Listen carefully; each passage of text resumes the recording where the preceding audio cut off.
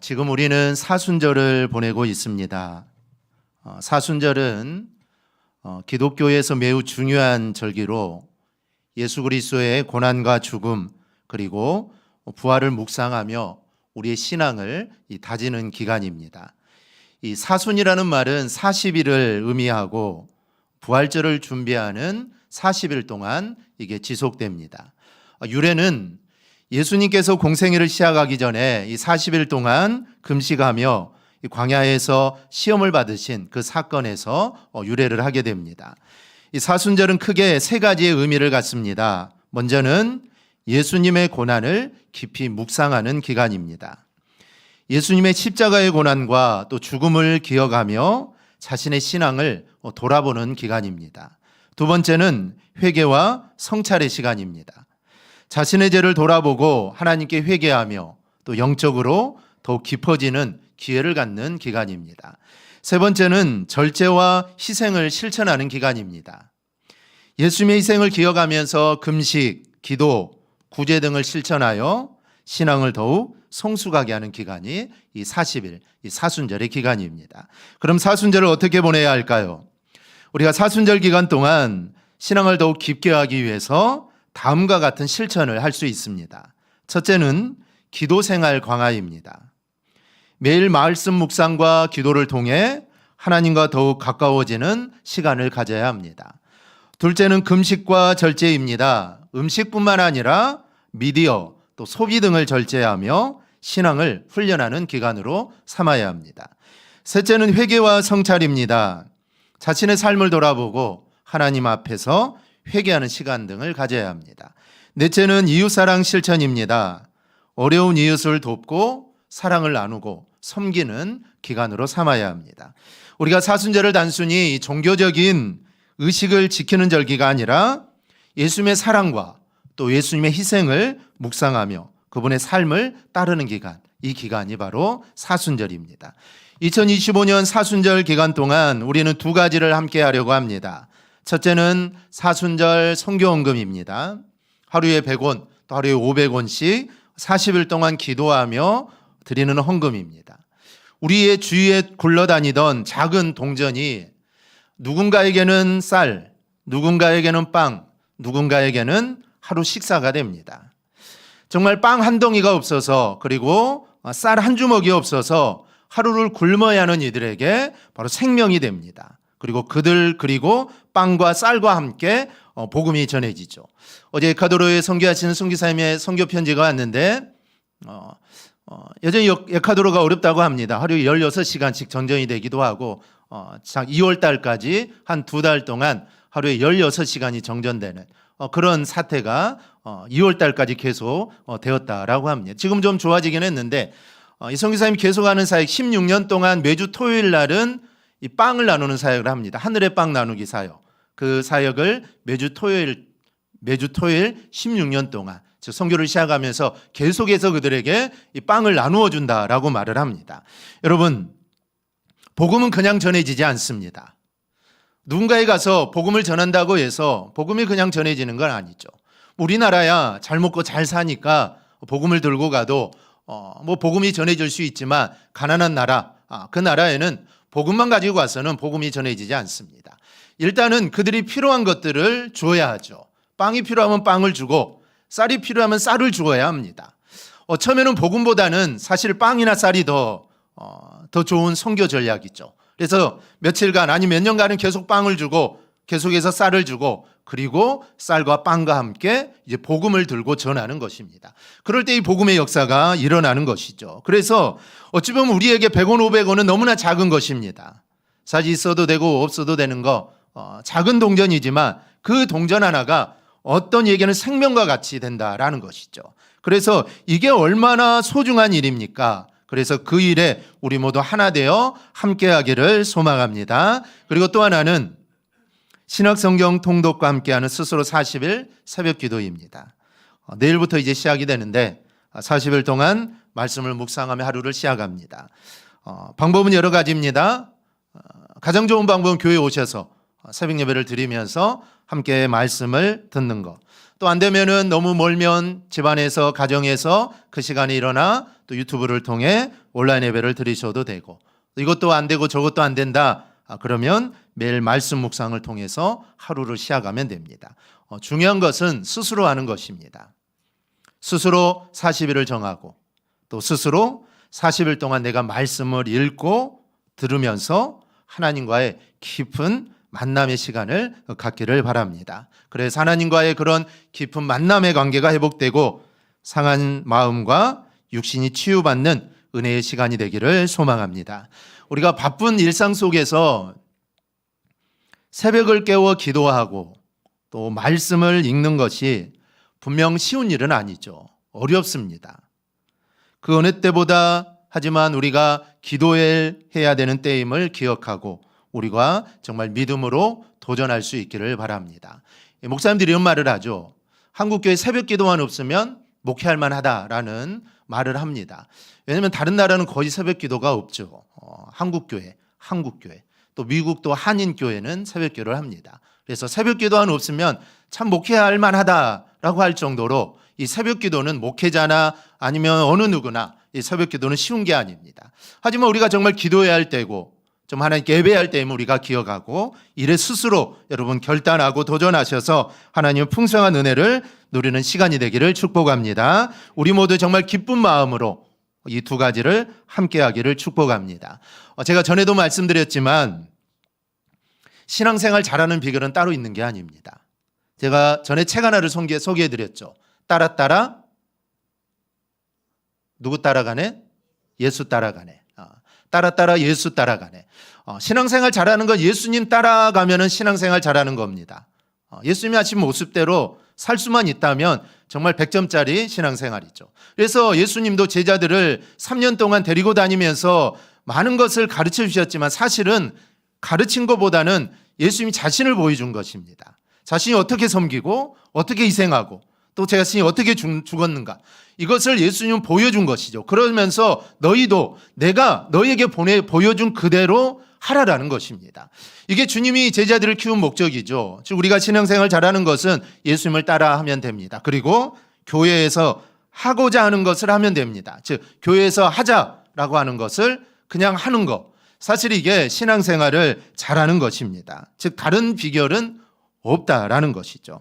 대강의 모든 성도들이 이번 사순절 기간 동안 이 두 가지를 함께 해서 하나님께 영광을 돌리기를 바랍니다. 힘들지만 하나님께 힘을 주셔서 끝까지 승리하게 될 줄 믿습니다.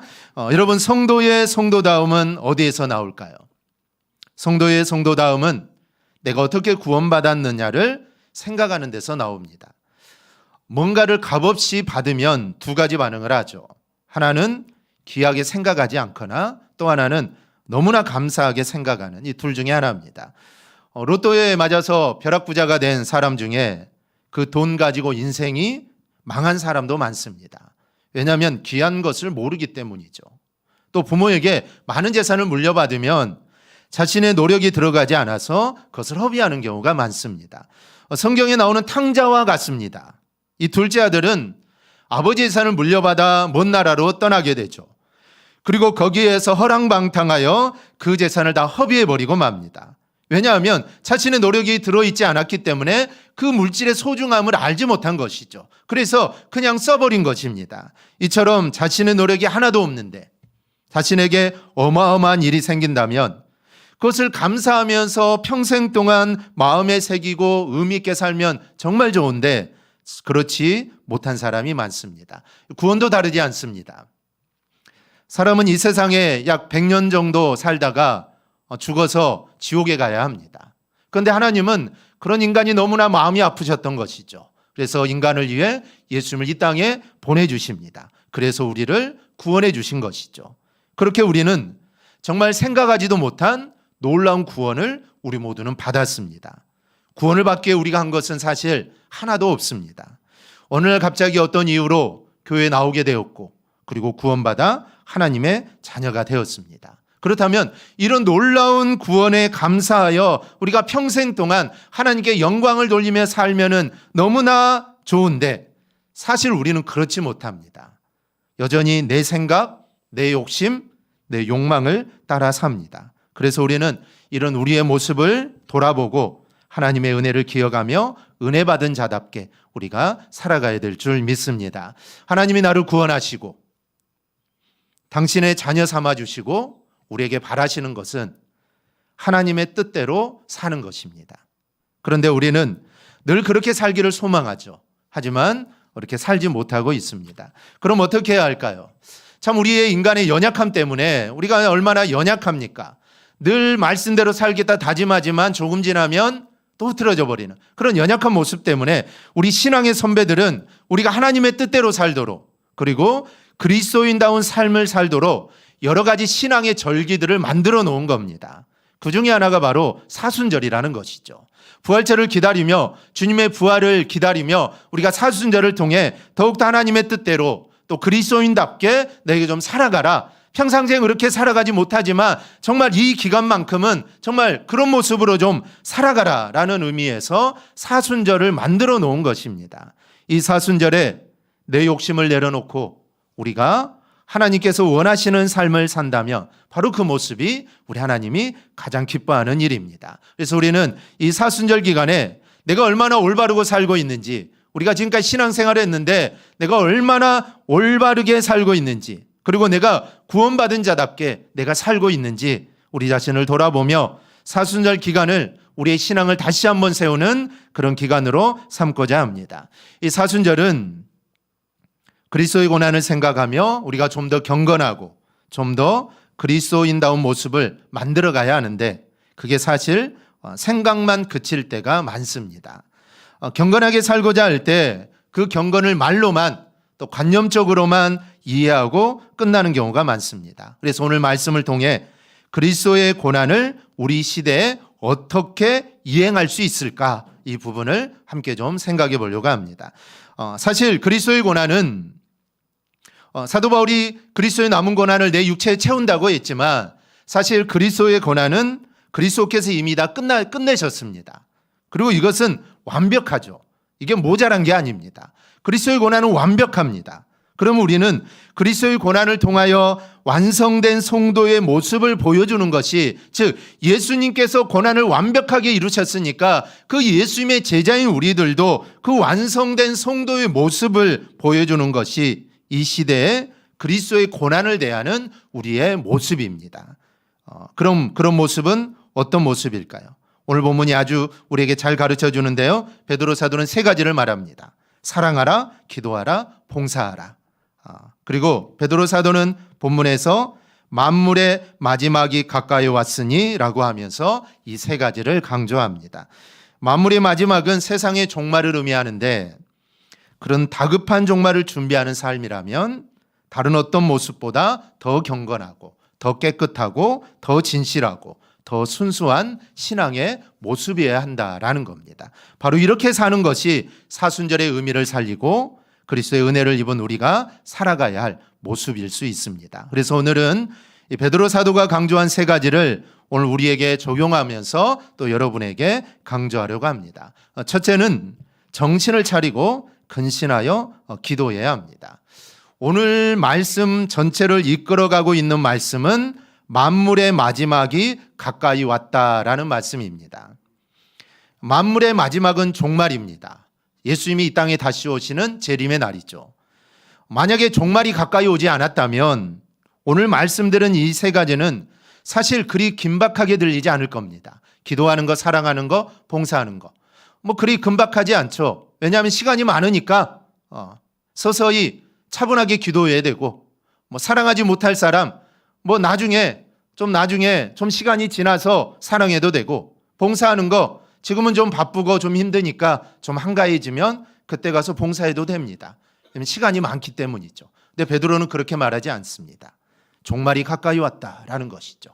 내일이 종말이 올 수 있다라는 것입니다. 내일 종말이면 여러분 어떻게 해야 될까요? 기도하고 사랑하고 봉사해야 합니다. 왜냐하면 할 시간이 없습니다. 예수님이 다시 오시면 예수님이 재림하시면 기도 이제 필요 없죠. 봉사 필요 없습니다. 전도도 사실 필요 없죠. 주님이 오시기 전까지만 필요한 것들입니다. 그러니까 이제 종말이 곧 가까이 왔으니까 너희는 근신하여 정신을 차리고 기도하라는 것입니다. 그러나 지금은 우리가 과연 그런 모습을 가지고 살아가고 있느냐라는 것이죠. 이런 신앙이라는 것은 이제 종말이 마지막이 가까이 왔으니 너희가 정신을 가지고 긴장감을 가지고 살아가라라는 것입니다. 종말 신앙을 가질 때 여러분 기도하게 됩니다. 여러분은 언제 기도하십니까? 물론 평상시에도 기도하지만 급한 일이 생기면 기도하죠. 제가 평소에 기도하라 아무리 강조해도 기도하지 않는 이유는 급한 일이 없기 때문입니다. 근데 만약에 급한 일이 생기면 제가 기도하라 하지 않아도 알아서 기도를 하죠. 새벽 기도 나와라 하지 않아도 알아서 새벽 기도 나와서 알아서 기도합니다. 왜냐하면 급한 일이 있기 때문이죠. 이 급한 불부터 꺼야 되지 않습니까? 그러니까 우리는 기도하게 된다라는 것이죠. 그러니까 우리 안에 종말 신앙이 있다면 그 사람은 기도하게 되는 것입니다.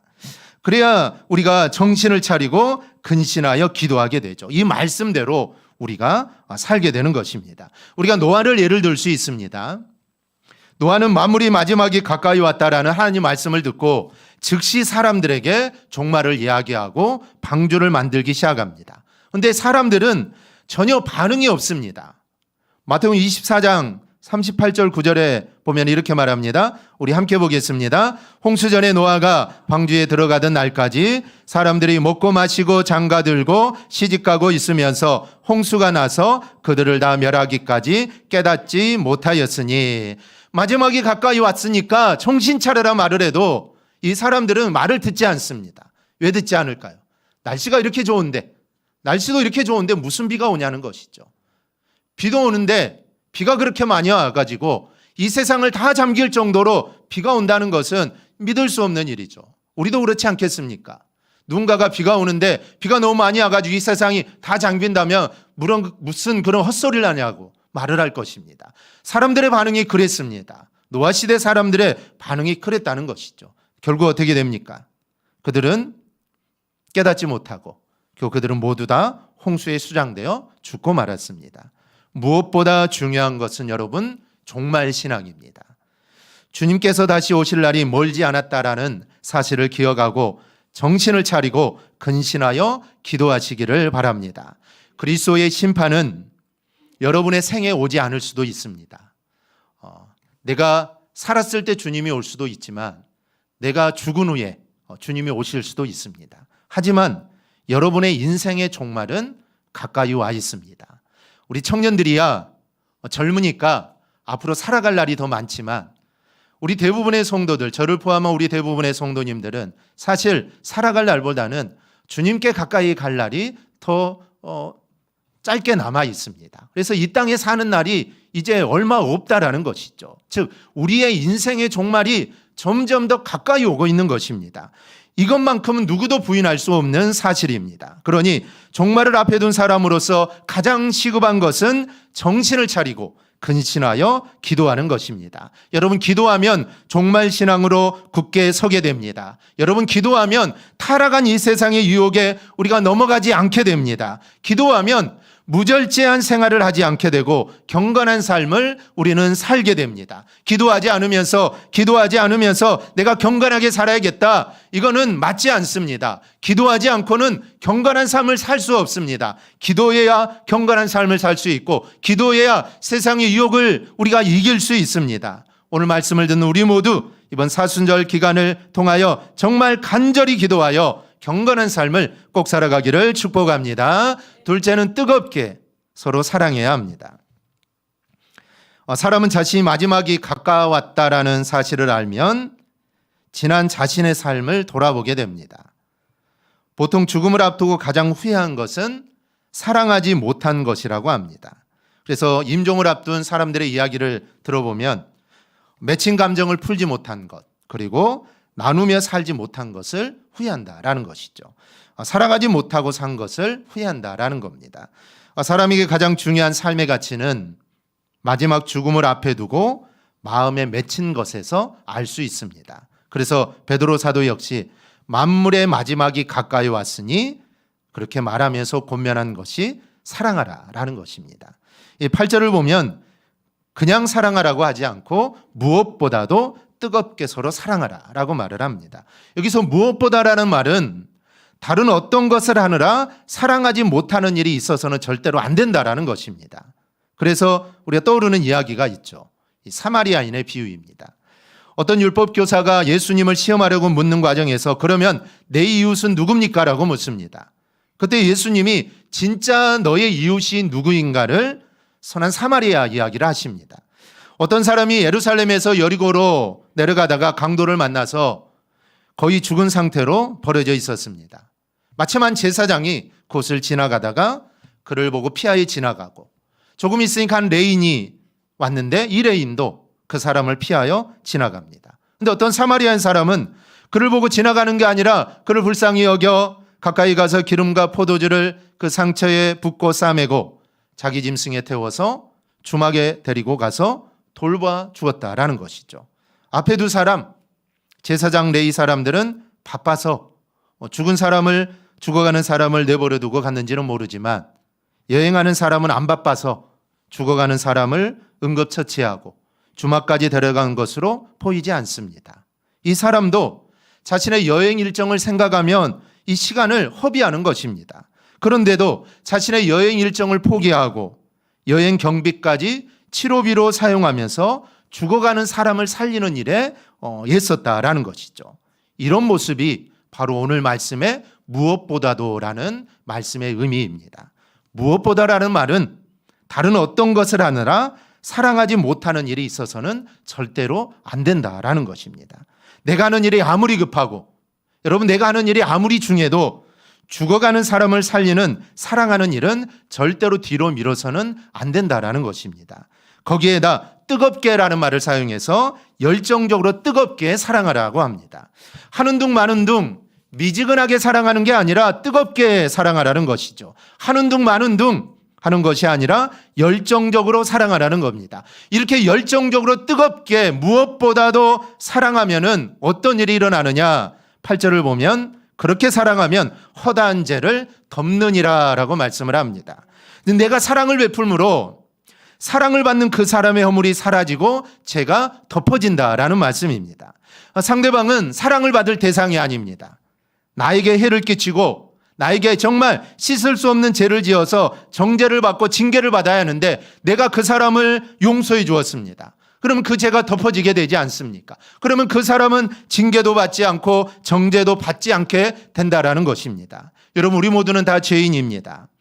그런데 우리는 하나님의 사랑으로 말미암아 정말 무조건적인 용서하심 사랑을 받았습니다. 여러분 이게 얼마나 큰 하나님의 은혜입니까? 그렇다면 우리도 타인의 잘못을 용서할 수 있어야 한다라는 것입니다. 큰 걸 용서받았으니까 작은 것 용서해 줄 수 있지 않습니까?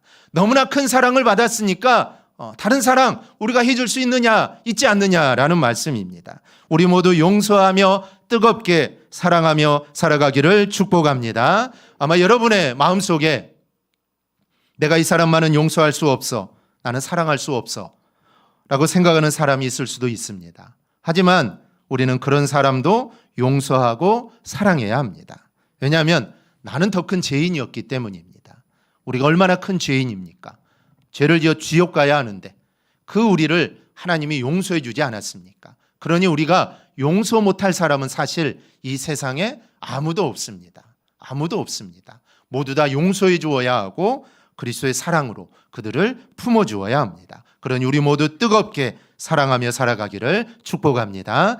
세 번째로 선한 청지기 같이 서로 봉사해야 합니다. 이 대접하기를 이 헬라어적 의미는 나그네에게 사랑을 베풀다라는 의미입니다. 이는 당시에 여관이 없었기 때문에 나그네를 대접하는 구체적인 사랑의 표현 방식입니다. 특히 이 당시 나그네를 대접하는 것은 단순하게 잠자리만을 제공하는 게 아닙니다. 당시에는 고난과 핍박을 당하면서 이 복음을 전하는 전도자들이 많았기 때문에 단순히 나그네를 대접한다, 그 사람을 전도자를 하루 동안 자신의 집에 머물게 하고 식사를 대접하는 차원이 아니라 전도 비용까지 물질적인 섬김을 강조하는 말씀이기도 합니다. 지금도 그렇고 예수님 시대도 그렇지만 사실 주님의 일에는 물질이 필요합니다. 그래서 물질로 섬기는 것은 그 물질을 받아 일하는 사역자들과 함께 일하는 것입니다. 그만큼 물질로 섬기는 것도 몸으로 하는 것만큼 중요하다라는 것이죠. 그래서 우리도 선교사입니다. 우리가 직접 선교지에 가서 선교를 하지는 않지만 우리는 기도와 물질로 선교를 지원하고 있습니다. 그러니 저와 여러분 모두 다 이 선교사라는 것이죠. 직접 선교하는 선교사님이나 그리고 뒤에서 물질과 기도로 지원하는 우리 모두 다 중요하다라는 것입니다. 이 빵을 나누고 쌀을 나누는 거 사실 물질이 없으면 할 수 없습니다. 마음으로 될 수 있는 게 아니죠. 누군가가 선교 헌금을 보내주어야만 빵을 나누는 것이고 쌀을 나누는 것입니다. 만약에 선교비가 끊기면 빵은 나눌 수 없습니다. 그냥 빵을 사야 하기 때문이죠. 빵을 살 돈이 없으면 사실 빵은 나눌 수 없습니다. 그럼 빵을 나눌 수도 없고 복음을 전할 수도 없고 선교를 할 수 없는 것이죠. 그래서 우리가 기도와 물질로 선교사님을 돕는 것은 우리가 지금 선교를 하고 있는 것입니다. 그래서 선교사님이나 뒤에서 원하는 우리 모두 다 중요하다라는 것이죠. 그런데 사도 바울은 이 일을 원망 없이 할 것을 권면합니다. 당시는 기독교가 박해를 받는 시기여서 이 복음 전도자들을 대접하는 일이 힘에 겨운 일이기도 합니다. 이 사람은 기독교인이다. 그 당시에는 기독교가 이단이지 않았습니까? 이 사람이 기독교인이다. 예수 믿는 사람이다라면 찍히게 되고 사실 이 사람들은 시장에 가서 장사도 할 수 없습니다. 낙인이 찍혔기 때문에 어느 누구 그 사람의 물건을 사주지 않습니다. 경제적으로 얼마나 어렵겠습니까? 핍박도 있고 경제적으로 힘들고 그런데 전도자 나그네를 대접해야 되는 일 이거는 쉬운 일이 아니죠. 그리고 복음 전하는 자를 만약에 도와주고 자기 집에 묵게 했다가 발각이 되면 같은 부류로 취급을 받아 박해를 받을 수도 있습니다. 하지만 이 일은 그리스도를 위한 일이고 그리스도께서 하는 일이기 때문에 너희는 불평하지 말고 원망하지 말고 그 일을 하라라고 오늘 권면을 합니다. 그러면서 베드로 사도는 10절에서 봉사하는 일을 세분화해서 각각 은사를 받은 대로 서로 봉사하라라고 말씀을 합니다. 사실 봉사는 쉬운 일이 아니죠. 사람들이 봉사를 하고 싶어도 또 봉사를 하겠다고 결심하고도 하지 못하는 이유는 사실 봉사가 쉽지 않기 때문입니다. 그런데 그 어려운 봉사를 잘할 수 있는 방법이 있습니다. 그것은 바로 베드로 사도의 말씀하는 대로 은사대로 하는 것입니다. 은사는 사실 사람들에게 다 있습니다. 나는 은사가 없다, 나는 달란트가 없다라고 하는데 사실 달란트 은사가 없는 사람은 이 세상에 한 명도 없습니다. 하나님이 그렇게 우리를 이 땅에 보내시지 않기 때문이죠. 그래서 우리 모두에게는 달란트, 즉 은사가 다 있습니다. 물론 어떤 사람에게는 많은 은사가 있을 수 있죠. 어떤 사람에게는 은사가 또 작은 은사가 있을 수도 있습니다. 어쨌든 우리 모두에게는 다 은사가 있습니다. 은사는 내가 잘하는 게 은사입니다. 그리고 내가 좋아하는 게 여러분 은사입니다. 그래서 자신이 잘하고 내가 좋아하는 것을 타인을 위해 사용하면 그것이 바로 이 봉사입니다. 그렇게 하면 봉사는 지속적으로 할 수가 있죠. 내가 좋아하는 거, 내가 잘하는 거 할 수 있습니다. 근데 내가 별로 좋아하지도 않고 내가 잘하지도 못하는 거 1년은 할 수 있죠. 하지만 오래 할 수는 없습니다. 하지만 내가 좋아하고 내가 잘하는 거 그 일은 오래 할 수 있습니다. 이 잘하는 일이니 오래 할 수 있고 내가 좋아하는 일이니 열심히 할 수 있습니다. 교회일 뿐만 아니라 세상 일도 마찬가지입니다. 세상에서 봉사도 마찬가지죠. 내가 잘하는 거, 내가 좋아하는 것 하면 됩니다. 교회 안에서도 마찬가지입니다. 내가 좋아하는 거, 내가 잘하는 거 그것을 다른 사람을 위해 하면은 그게 이 봉사가 됩니다. 그러면 계속해서 지속을 할 수 있습니다. 그것이 바로 하나님의 은혜를 맡은 선한 청지기 같이 봉사하는 것입니다. 그런데 베드로는 은사를 가지고 봉사할 때 자세까지 말씀합니다. 먼저 말하는 자세부터 강조합니다. 11절입니다. 말하려면 하나님의 말씀을 하는 것 같이 하라. 말 한마디로 천냥빛을 갚는다고 하는데 그만큼 말은 사람에게 선한 이미지를 줄 수도 있고 악한 이미지도 줄 수 있습니다. 그러니 여러분 어떤 봉사를 하든지 말을 조심해서 하라라는 것입니다.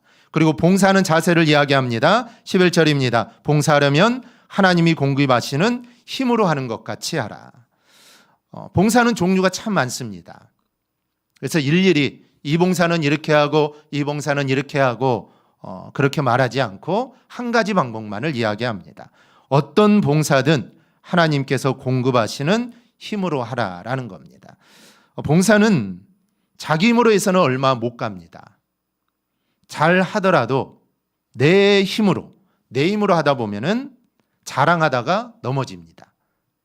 어떤 일에 실증을 느껴서 못할 수도 있고 결국은 하나님께 영광이 되지 않은 채 이게 끝나버리고 맙니다. 그러나 봉사를 하나님께서 공급하시는 힘으로 하면 여러분 계속할 수 있습니다. 내 힘으로 하는 게 아닙니다. 그러니 자랑하지 않겠죠.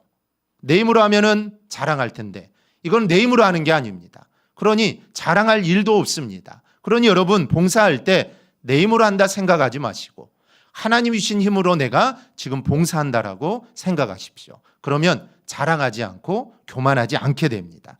누군가에게 곱지 않은 말을 들어도 하나님께서 공급하시는 힘이 있으니 그 대수롭지 않습니다. 넘어지지 않게 된다는 것이죠. 결국 그렇게 나가면 결론적으로는 하나님께 영광이 됩니다. 여러분 꼭 이렇게 봉사하기를 축복합니다. 우리의 봉사를 통해 하나님의 영광만을 드러내기를 축복합니다. 넘어지지 말고 실증 내지 말고 짜증 내지 말고 끝까지 봉사하기를 축복합니다. 지금 우리는 사순절을 보내고 있습니다. 단순히 고난을 생각하며 우리가 관념적으로 보내는 것은 하나님께서 바라시는 모습이 절대로 아닙니다. 그것은 사순절의 의도도 아닙니다. 그리스도께서 나를 위하여 고난받으신 것을 기억하는 사순절이 될 수 있기를 바랍니다. 그리고 이번 사순절은 더욱더 경건하게 또 기도하며 보내기를 축복합니다. 그리고 더욱 사랑하며 보내기를 바랍니다. 지금까지도 사랑했다면 그 사랑에 플러스를 해서 더 많은 사랑을 해야 합니다. 왜냐하면 사실 주님이 이 땅에 오시고 고난을 당하시고 십자가에 달려 죽으시고 부활하셨지만 이 모든 것들은 하나님이 나를 향한 사랑의 표현입니다. 내가 너희를 그만큼 사랑한다는 것이죠.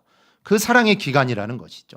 근데 그 죽으시고 부활이 그냥 된 게 아니라 이 고난의 과정을 통해서 주님은 부활하시게 됩니다. 그러니 우리도 정말 이 사순절 기간 동안 또 사순절이면 고난 주간도 있게 되는데 이 기간만큼이라도 사랑이 더 플러스를 해서 더 많은 사랑을 하며 우리는 보내야 합니다. 그리고 더욱더 봉사하고 또 섬기는 모습으로 우리가 살아갈 수 있기를 바랍니다. 그리하여 그리스도의 고난을 값지게 하고 결국 하나님께 영광 돌리는 사순절 기간이 되기를 주님의 이름으로 축원합니다. 아멘. 기도하겠습니다.